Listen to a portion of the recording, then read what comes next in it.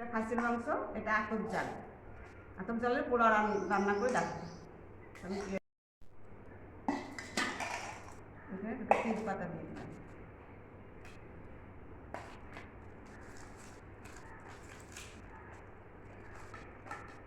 এটা আতপ চালগুলো একটু তুলব।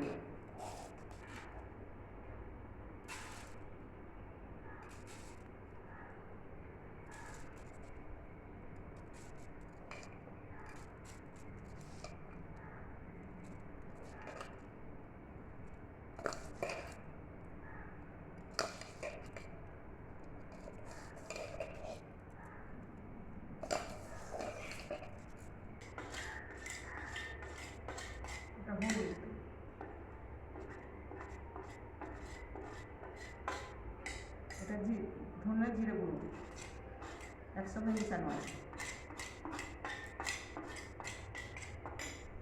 তেল দিই।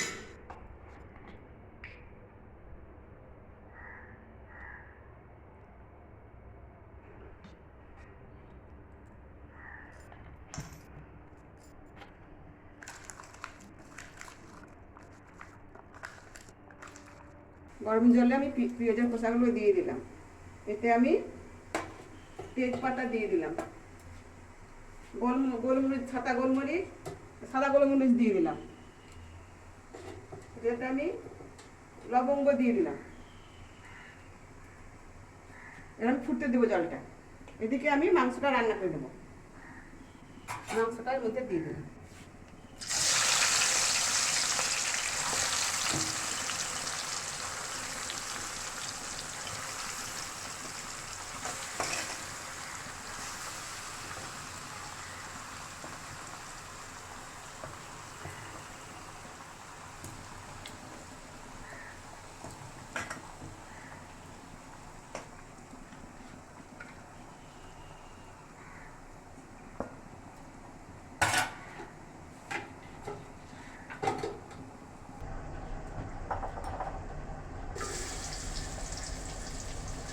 দিয়ে আমি পেঁয়াজটা ভেজে নিচ্ছি, পোড়াবো না। পেঁয়াজটা ভাজা হয়ে গেছে, এবার আমি থালাতে তুলে নেব। শুকনো মশলা, শুকনো নারকেলগুলো আমি দিয়ে দিলাম। তারপরে কিশমিশ দিয়ে দিলাম।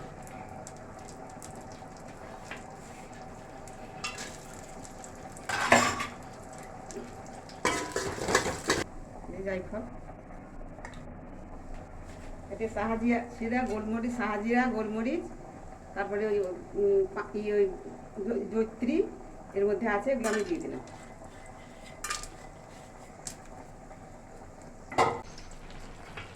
এদিকে দেখে নিই মাংসটা এমন, খাসির মাংসটা কি অবস্থায় আসে, এবার নেড়ে নিলাম।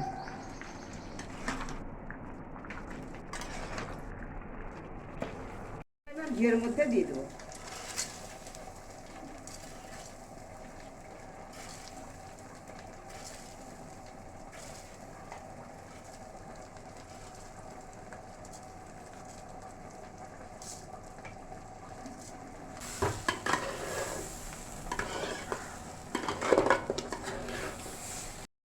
এবার আমি মশলা দিয়ে ফুটন্ত জলটা আমি এর মধ্যে ঢেলে দেবো।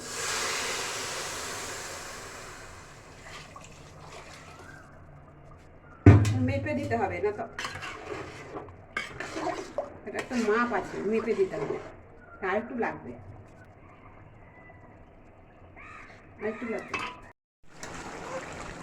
মাংসটা হয়ে গেছে, তেল ছেড়ে এসছে, সিদ্ধ হচ্ছে। এবার মাংসটা আমি নেড়ে নিই। এবার আমি দেখে নিই ভাতটা কি অবস্থায় আছে। ভাতের মধ্যে আমি একটু চিনি দিয়ে দেবো, যাতে লেগে না যায়।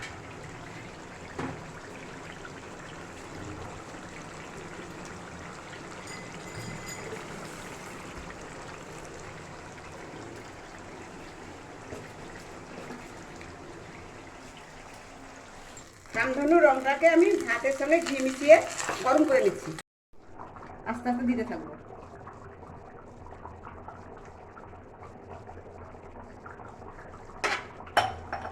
এবার আমি ঘিয়ে ভাজা পেঁয়াজ ব্রেস্টটা আমি দিয়ে দেবো।